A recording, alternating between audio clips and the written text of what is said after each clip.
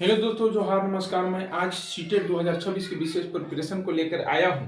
जो छात्र जो है सीटेट 2026 का फॉर्म अप्लाई कर चुके हैं उनके लिए बहुत खुशखबरी है दोस्त, उनके लिए बहुत खुशखबरी है। आज मैं आपको सीटेट पेपर 2 एसएसटी पेपर को लेकर मैं आया हूं। ठीक है, तो सीटेट 2026, ठीक है, सीटेट 2026 पेपर 2,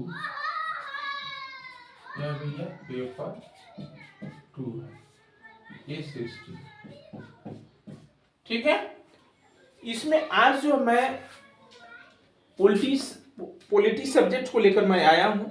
जो आगामी आने वाले जो 8 फरवरी की एग्जाम होने वाली है उसमें आपको संभावित क्वेश्चन को मैं जिक्र करूंगा। तो जो आपको 8 फरवरी की एग्जाम में क्वेश्चन फंसने का फुल चांस है। ठीक है, तो मैं कुछ ऐसे एनालिसिस करूंगा जो आपको जीवन के लिए भी लाभदायक हो, साथ ही एग्जाम क्वालिफाई में भी आपको सहायक सिद्ध होगा। ठीक है, तो आज मैं टॉपिक नंबर है आपको संविधान। क्या है तो संविधान। ठीक है ना, संविधान क्या है? कॉन्स्टिट्यूशन, इंग्लिश में क्या बोलते हैं इसको? कॉन्स्टिट्यूशन।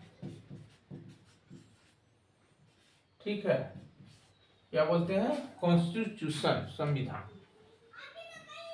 ठीक है, संविधान से आप क्या समझते हैं? What do understand by constitution? संविधान से आप क्या समझते हैं? संविधान से क्या तात्पर्य है? तो देखिए दोस्त, संविधान जो है आपको बेसिक रूप से इसको देखा जाए तो जैसे किसी भी देश को संचालित करने के लिए, ठीक है, उस देश के लिए कानून व्यवस्था को कायम रखने के लिए एक संविधान की आवश्यकता होती है। एक विधान बनाना जरूरी है। जैसे एक घर परिवार, भले ही छोटा एक घर परिवार होता है, लेकिन उसके भी चलाने के लिए जो घर का जो मेन मुखिया होता है वह अपना स्तर से कुछ नियम चालू करता है, नियम बनाता है कि हर मेंबर का अलग अलग कार्य को जो डिवाइड कर दिया जाता है ताकि जो है कार्य को अच्छे रूप से उसको संपादित किया जा सके कोई भी काम में।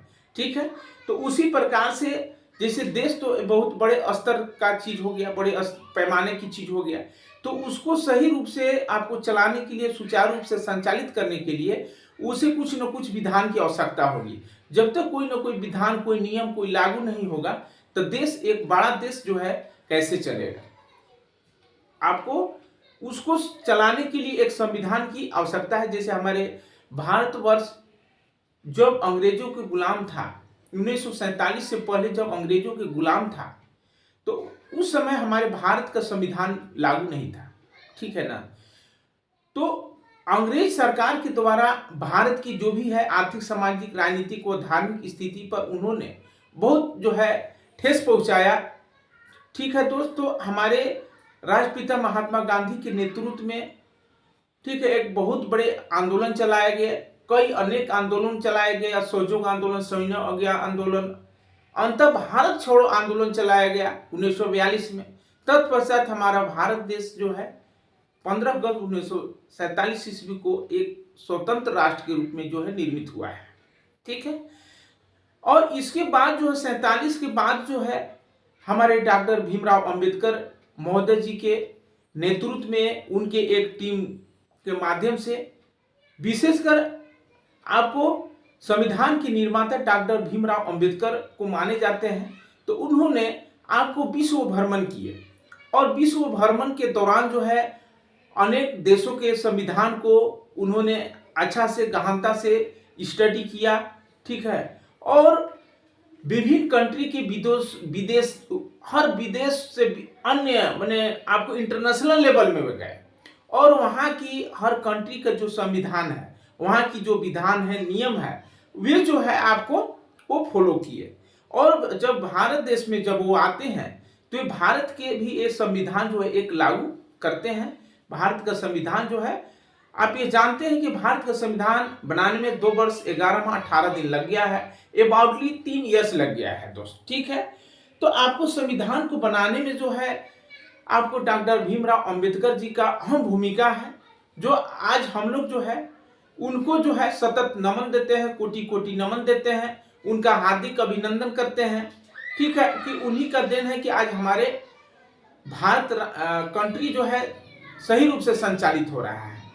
ठीक है दोस्त, तो इतने एक्सप्लेन किया तो आप लोग ये समझ में आ रही होगी बात कि संविधान क्या है। तो संविधान दोस्त वैसे कानून व्यवस्था है। संविधान क्या है भैया? तो संविधान वैसी कानून व्यवस्था है जिसके अंतर्गत किसी देश के आर्थिक, सामाजिक, राजनीतिक एवं धार्मिक समस्त क्रियाकलापों को किस स्तर से उसको संचालित किया जाए। ठीक है दोस्त, तो किस स्तर से उसको संचालित किया जाए, उस संचालित करने की, ठीक है, विधान को हम लोग संविधान कहते हैं। ठीक है ना। तो संविधान जो है एक कानून व्यवस्था। ठीक है, संविधान क्या है?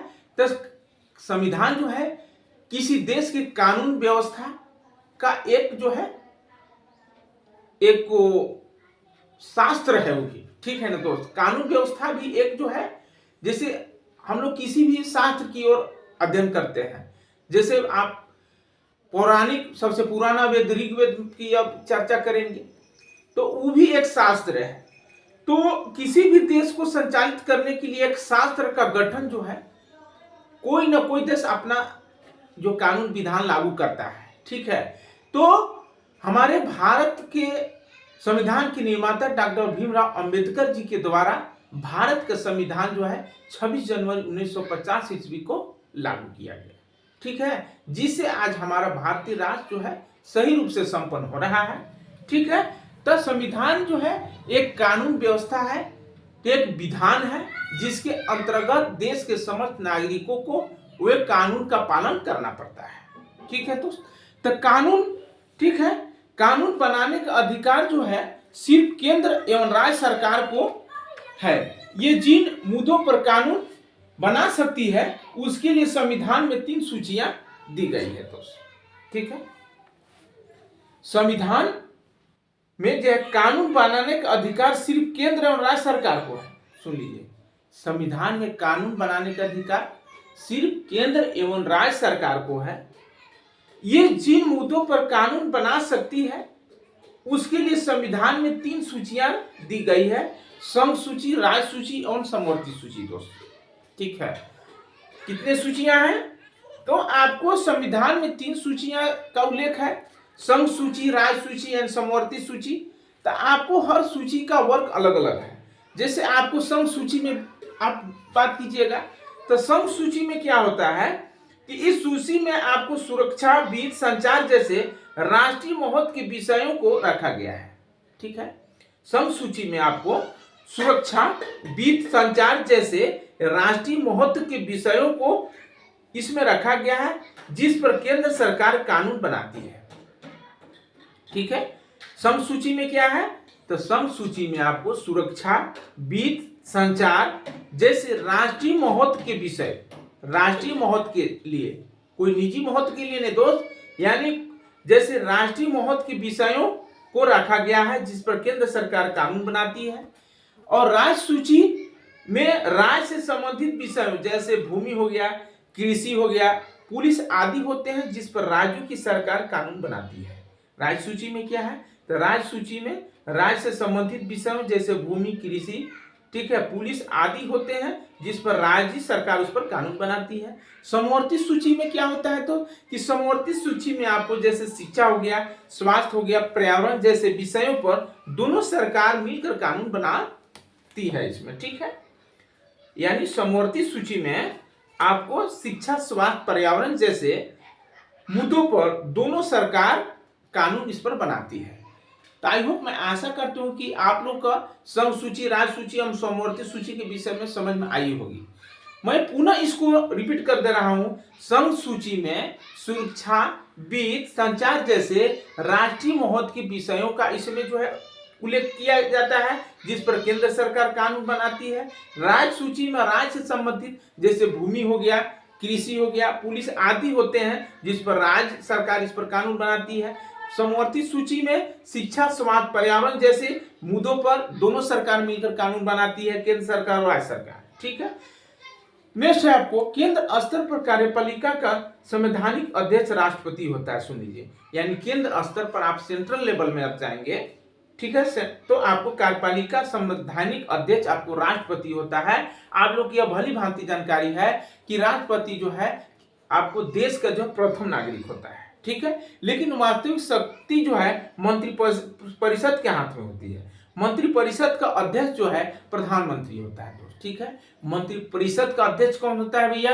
तो मंत्री परिषद का अध्यक्ष जो है आपको जो है प्रधानमंत्री होता है। उच्चतम न्यायालय के न्यायाधीशों की नियुक्ति राष्ट्रपति करता है। सुनिए, राष्ट्रपति द्वारा क्या क्या चीज की नियुक्ति किया जाता है, जैसे आपको देश के प्रधानमंत्री हो गया, मंत्री हो गया, राज्य का राज्यपाल हो गया, तथा उच्चतम न्यायालय के न्यायाधीश की नियुक्ति जो है राष्ट्रपति के द्वारा की जाती है। यानी किसी भी देश में कानून लागू करने के लिए उस पर राष्ट्रपति का जो हस्ताक्षर होना सख्त आवश्यक होता है। यानी किसी भी देश में अगर कानून जब लागू होता है तो उस देश के राष्ट्रपति के द्वारा उस पर हस्ताक्षर करना अति आवश्यक है, ठीक है। उच्चतम न्यायालय के न्यायाधीश की नियुक्ति राष्ट्रपति करता है, लेकिन पद मुक्त करने का अधिकार राष्ट्रपति को नहीं है। सुनिए, यानी जो है आपको किसी उच्चतम न्यायालय के हाई कोर्ट के जो न्यायाधीश है उसको जो है आपको वह नियुक्ति करती है राष्ट्रपति, बट उसको पद मुक्त करने का अधिकार इसको नहीं है, बल्कि न्यायाधीश को हटाने का अधिकार एक महाभियोग लगाकर जो है न्यायाधीश को हटाया जाता है, ठीक है। उच्चतम न्यायालय के न्यायाधीशों को केवल महाभियोग के द्वारा जो है हटाया जा सकता है दोस्त, ठीक है। न्यायाधीश पद मुक्त होने के बाद सरकार के अधीन किसी पद को ग्रहण नहीं कर सकता है। सुन लीजिए, जो आपको किसी भी हाईकोर्ट के न्यायाधीश है आपको, ठीक है, जज है, वो जब पद मुक्त हो जाता है, अपनी सेवानिवृत्त हो जाता है, तो आपको सरकार के अधीन किसी भी पद को वो ग्रहण नहीं कर सकता है। यानी उस आपको कोर्ट में जो है वो वकालत भी नहीं कर सकता है, ठीक है। मौलिक अधिकार के संविधान की अंतरात्मा कहा जाता है। मौलिक, जैसे हमारे भारतीय संविधान में आपको जो है आपको मूल संविधान में 7 मौलिक अधिकार दिया गया था, लेकिन आपको एक संपत्ति का अधिकार को जो है आपको 1976 में आपको 6वें संविधान संशोधन के अंतर्गत संपत्ति का अधिकार को हटा दिया गया। अभी वर्तमान में हमारे भारतीय संविधान में 6 मौलिक अधिकार है, ठीक है। जैसे आपको समता का अधिकार हो गया, स्वतंत्रता का अधिकार हो गया, शोषण के विरुद्ध अधिकार हो गया आपको, ठीक है। आपको सांस्कृतिक का अधिकार हो गया आपको, ठीक है। आपको शिक्षा के विरुद्ध अधिकार हो गया, संवैधानिक उपचारों का अधिकार हो गया। इसी प्रकार आपको हमारे भारतीय संविधान में 6 मौलिक अधिकार प्रदत्त है, जो हर नागरिकों के लिए ये समान जो है अधिकार है, ठीक है। तो संविधान के भाग 3 में अनुच्छेद 12 से 30 तक और 32 से 35 के बीच जो है मौलिक अधिकारों का वर्णन किया गया। आपको एग्जाम में दोस्त आ जाता है कि भारतीय संविधान के मौलिक अधिकारों का वर्णन किस अनुच्छेद का अंतर्गत किया गया है, तो आपको ये देना होगा कि संविधान के भाग 3, सुन लीजिए, संविधान के भाग 3 अनुच्छेद 12 से, ठीक है, 30 तक, 12 से लेके अनुच्छेद कहाँ भैया, तो अनुच्छेद 12 से 30 तक और 32 से 35 में मौलिक अधिकारों का पूर्णतः उल्लेख किया गया है, ठीक है। अनुच्छेद आपको भाग 3 में अनुच्छेद 12 से आपको 30 और 32 से 35 याद रखना है कि 12 से 30 और 32 से 35 में मौलिक अधिकारों का वर्णन किया गया है।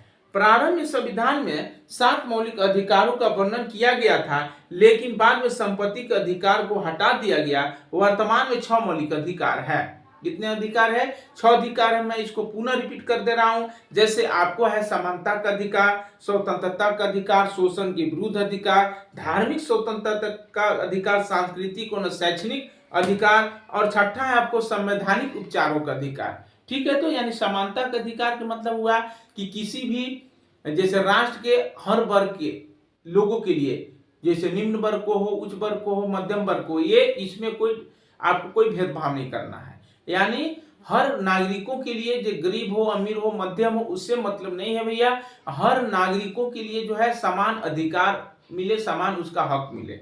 समता का अधिकार में यह चीज का उल्लेख किया गया है। स्वतंत्रता का अधिकार यानी एकदम स्वतंत्र, जैसे एक राज्य के निवासी अन्य राज्य में वो जाकर अपना कारोबार कर सकता है, अपना बिजनेस कर सकता है, उस पर कोई उसको रोकथाम नहीं है। शोषण के विरुद्ध अधिकार, तो शोषण जैसे मान लिया जब बाल श्रमिक हो गया, बाल विवाह हुआ, जैसे 14 वर्ष तक के बच्चों के लिए जो है बाल श्रमिक नहीं करना है, बाल विवाह नहीं करना है, ये शोषण है। इस पर अगर कोई जो है कानून के दृष्टि से उस पर कोई एफआईआर करता है तो उस पर जो है एफआईआर हो जाएगा, क्योंकि हमारे भारतीय संविधान में शोषण के विरुद्ध अधिकार को इसमें उल्लेख किया गया है। नेक्स्ट है आपको धार्मिक स्वतंत्रता का अधिकार। दोस्त देखिए, धर्म जो है आपको सबों के लिए समान है, कोई भी व्यक्ति, ठीक है, कोई भी धर्म मान सकता है, इसमें कोई जो है दबाव नहीं है, कोई प्रेशर नहीं है। धार्मिक स्वतंत्रता का अधिकार यानी कोई भी व्यक्ति कोई भी धर्म अपना सकता है, उसके लिए कोई जो है हमारे भारतीय संविधान में ये जो है दबाव नहीं दिया गया है, ठीक है। धार्मिक स्वतंत्रता का अधिकार, जो आदमी जो अच्छा लगता है वो मान सकता है, यानी धार्मिक स्वतंत्रता का अधिकार है, आप धर्म जो है अपना इच्छा अनुसार मान सकते हैं, ठीक है। सांस्कृतिक और शैक्षणिक अधिकार, ठीक है, तो सांस्कृतिक और शैक्षणिक अधिकार जैसे शिक्षा प्राप्त करना है, कोई सांस्कृतिक है तो उसको आपको पूर्णतः अधिकार है। संवैधानिक उपचारों का अधिकार, अपने जो संवैधानिक नियम कानून व्यवस्थाएं हैं उनके अधिकार आपके हाथ में दिया गया है, ठीक है। तो इस प्रकार हमारे भारतीय संविधान में जो है 6 मौलिक अधिकार है, ठीक है। संपत्ति के अधिकार को,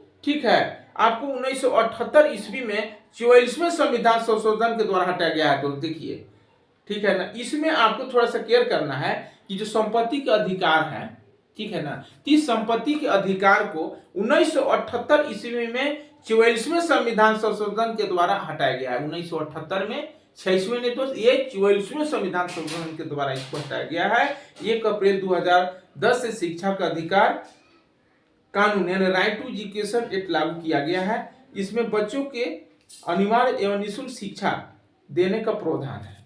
जैसे आरटी लागू कब हुआ है? आरटी का फुल फॉर्म है कि राइट टू एजुकेशन एक्ट, ठीक है, यानी राइट टू एजुकेशन एक्ट जो है 1 अप्रैल 2010 ईस्वी से, ठीक है, यह लागू हो गया है। इसका उद्देश्य है, इसका फीचर्स है कि आपको देश के सभी बच्चों के लिए अनिवार्य एवं निःशुल्क शिक्षा जो है देने का प्रावधान है, ठीक है, 6 से 14 वर्ष तक के बालकों या बालिकाओं के लिए। 1976 ईस्वी में 44वें संविधान संशोधन द्वारा भाग, ठीक है, 4 क को जोड़कर, ठीक है, मूल कर्तव्य को शामिल किया गया है। वर्तमान में मूल कर्तव्य आपको जो है 11 है। मूल कर्तव्य कितने हैं भैया? तो अभी वर्तमान में मूल कर्तव्य जो है 11 है। और इसमें और कुछ टॉपिक है, जैसे धर्मनिरपेक्षता। धर्मनिरपेक्षता क्या है? तो हमने आपको जो है लिखित जो है, मैं लिख कर नहीं, मैं एक्सप्लेनेशन कर रहा हूं, बल्कि ओरल कर रहा हूं, क्योंकि आपको देखिए समय नजदीक है, ज्यादा कॉन्सेप्ट को समझने में ही आपको दोस्त लाभदायक होगा, ठीक है ना। तो इसमें आपको जैसे धर्मनिरपेक्षता, ठीक है, सेकुलरिज्म क्या है, धर्मनिरपेक्षता से आप क्या समझते हैं? तो धर्मनिरपेक्षता का शाब्दिक अर्थ है कि धर्म के प्रति निरपेक्ष भाव का होना, यानी किसी भी धर्म के प्रति निरपेक्ष भाव का होना। मानवाधिकार क्या है? तो वैसे अधिकार जो व्यक्ति को जन्म से प्राप्त होते हैं मानव अधिकार कहलाते हैं, यानी वैसे अधिकार जो व्यक्ति को जन्म से उसको अधिकार मिला है उसको हम लोग मानवाधिकार कहते हैं। मानवाधिकार दिवस जो है विश्व में आपको 10 दिसंबर को मनाया जाता है, ठीक है दोस्त। क्या है कि आपको मानवाधिकार जो है आपको 10 दिसंबर को पूरे वर्ल्ड में मनाया जाता है। और मानव अधिकार वैसे अधिकार जो किसी व्यक्ति को जन्म से अधिकार मिला है, वैसे अधिकार को हम लोग मानवाधिकार कहते हैं। तो दोस्त इसी प्रकार का जो है आपको क्वेश्चन में या मान लीजिए बेसिक ऐसे भी अपना संविधान, अपना कॉन्स्टिट्यूशन के विषय में जानकारी हासिल करना चाहिए। ये तो आपको एग्जाम की बात है ही है, लेकिन कुछ न कुछ जो है कुछ अपना बेसिक कॉन्सेप्ट जो है, ठीक है, अपने भारतीय संविधान का नॉलेज रखना, ठीक है, मानव हित के लिए बहुत अति आवश्यक है दोस्त, ठीक है।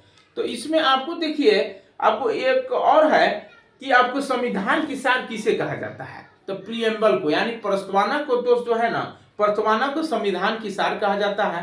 प्रस्तावना में धर्मनिरपेक्ष, समाजवादी तथा अखंडता शब्द 1976 ईस्वी में 42वें संविधान संशोधन के द्वारा जोड़ा गया है। जो भारत की जो प्रीएम्बल है, जो प्रस्तावना है, उसमें धर्मनिरपेक्ष, समाजवादी अखंडता शब्द 1976 ईस्वी में 42वें संविधान संशोधन में इसको जोड़ दिया गया है। ठीक है, संविधान का 42वां संशोधन 1976 ईस्वी में कांग्रेस सरकार द्वारा किया गया था। इंदिरा गांधी के द्वारा, जो इंदिरा गांधी हमारे भारत के प्रथम महिला जो है प्रधानमंत्री थी। ठीक है, तो यानी संविधान का 42वां संशोधन किस प्रधानमंत्री के कार्यकाल में हुआ था भैया? तो हमारे देश के प्रथम महिला प्रधानमंत्री श्रीमती इंदिरा गांधी के द्वारा जो है संविधान का 42वां संशोधन 1976 ईस्वी में कांग्रेस सरकार द्वारा किया गया था। यानी आपको भारत के प्रथम महिला प्रधानमंत्री इंदिरा गांधी के नेतृत्व में आपको जो है 42वां संशोधन हुआ था। समाजवाद क्या है? समाजवाद से तात्पर्य बिना भेदभाव के समाज के सभी सदस्यों को हित का कार्य करना है। समाजवाद का मतलब हुआ कि बिना भेदभाव के समाज के सभी वर्ण, सभी जाति, सभी संप्रदाय के लोगों के हित में समान कार्य करना समाजवाद कहलाएगा। लोकतंत्र क्या है? तो लोकतंत्र जो है आपको जनताओं के द्वारा शासन को ही हम लोकतंत्र कहते हैं। जैसे हमारे भारत देश है एक लोकतंत्रात्मक देश है, डेमोक्रेटिक, ठीक है ना, देश है। ठीक है, भारत एक लोकतांत्रिक देश है। लोकतंत्र का तात्पर्य है कि राज शक्ति जनता में निहित होती है, यानी कि देश की शक्ति जो है जनता में निहित है। जनता जब चाहेगा सरकार को हटाएगी और फिर चाहेगा तो बैठाएगी। ठीक है, भारत में राष्ट्रपति का पद सर्वोच्च पद होता है दोस्त। 26 जनवरी 1950 ईस्वी को भारत गणतंत्र घोषित हुआ। 17वीं लोकसभा गठित करने के लिए, ठीक है, 2019 में चुनाव हुए थे। जो 17वीं लोकसभा जो आपको चुनाव हुआ, ठीक है ना, तो 17वीं लोकसभा चुनाव गठित कब हुआ था? तो 2019 में आपको 17वीं लोकसभा गठित हुआ था। भारत एक गणराज्य है। गणराज्य का तात्पर्य है ऐसा राज्य जिसका शासनाध्यक्ष निर्वाचित होता है, वंशागत नहीं होता है दोस्त। ठीक है ना, गणराज्य का तात्पर्य है ऐसे राज्य जिसका शासनाध्यक्ष निर्वाचित होता है, न कि वंशानुगत। यानी जो है वंशानुगत जो है, ठीक है, आपको शासनाध्यक्ष चुने नहीं जाते हैं, बल्कि शासन का जो शासनाध्यक्ष जो होते हैं वे एक निर्वाचित सदस्य होते हैं। ठीक है, अनुच्छेद जो है 19 में, ठीक है, भाषण एवं अभिव्यक्ति की स्वतंत्रता प्रदान की गई है। अनुच्छेद भैया 19 में, यानी भाषण एवं अभिव्यक्ति की स्वतंत्रता प्रदान जो है आपको अनुच्छेद 19 में किया गया है। ध्यान रखना है कि अनुच्छेद 19 में जो है भाषण एवं अभिव्यक्ति, यानी किसी भी व्यक्ति का कोई स्पीच करना है, अपना व्यक्ति अभिव्यक्त कोई भी बात करना है तो उसको स्वतंत्रता प्रदान जो है अनुच्छेद 19 में किया गया है। अनुच्छेद 25 से 28 में विश्वास, धर्म और उपासना की स्वतंत्रता प्रदान की गई है।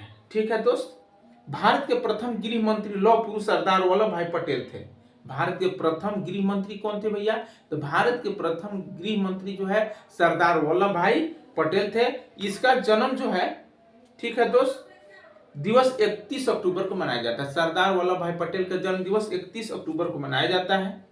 भारत का बिस्मार्क, यानी सरदार वल्लभ भाई पटेल को भारत का बिस्मार्क कहा जाता है। भारत का बिस्मार्क किसे कहा जाता है? तो सरदार वल्लभ भाई पटेल को, क्योंकि उन्होंने भारत के लगभग 562 देशी रियासतों के एकीकरण में महत्वपूर्ण उन्होंने भूमिका निभाई।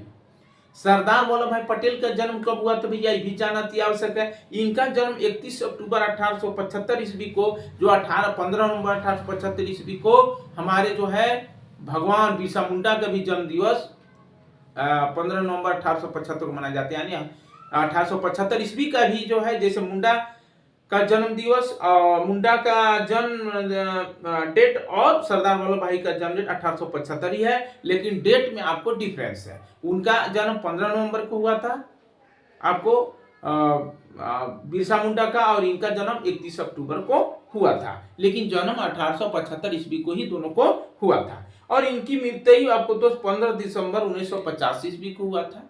इनका मृत्यु जो है 15 दिसंबर 1950 को हुआ था। डॉक्टर राजेंद्र प्रसाद जो हमारे भारत के प्रथम राष्ट्रपति थे, ठीक है, वे बिहार के सिवान जिले के जीरादेई गांव के थे। बिहार के सिवान जिले के जीरादेई गांव के थे। वे 2 बार लगातार राष्ट्रपति निर्वाचित हुए थे। 26 जनवरी 1950 से 13 मई 1962 ईस्वी तक इन्होंने 2 बार राष्ट्रपति के पद पर निर्वाचित हुए थे। इसके बाद जो है आपको 1962 के बाद, ठीक है दोस्त, आपको 1962 के बाद जो है आपको डॉक्टर सर्वपल्ली राधाकृष्णन राष्ट्रपति बने थे। डॉक्टर सर्वपल्ली राधाकृष्णन 2 बार उपराष्ट्रपति और 1 बार जो है राष्ट्रपति रहे। जैसे जब जो है आपको 13 मई 1962 ईस्वी को डॉक्टर राजेंद्र प्रसाद सेवानिवृत्त हुए, इसके बाद जो है डॉक्टर सर्वपल्ली राधाकृष्णन जो भारत के 2 बार उपराष्ट्रपति बने, अब 1 बार राष्ट्रपति निर्वाचित हुए। तो 13 मई 1962 से 13 मई 1967 ईस्वी तक भारत के राष्ट्रपति पद पर रहे। ठीक है, तो इसी प्रकार जो है आपको एपीजे अब्दुल कलाम का नाम आप लोगों ने सुना होगा, जिन्हें हम लोग मिसाइल मैन के नाम से जानते हैं। वे भारत के राष्ट्रपति बनने से पूर्व एक वैज्ञानिक थे। इन्होंने मिसाइल मैन के नाम से जाना जाता है। उनका जो दोस्त जो है देहवासन से भी एक कार्यक्रम के दौरान व्याख्यान देते हुआ, ठीक है, उनका आपको देहांत जो है दोस्त, एक कार्यक्रम को सभा को संबोधित करते हुए व्याख्यान देते हुए उनका जो है आपको निधन हुआ।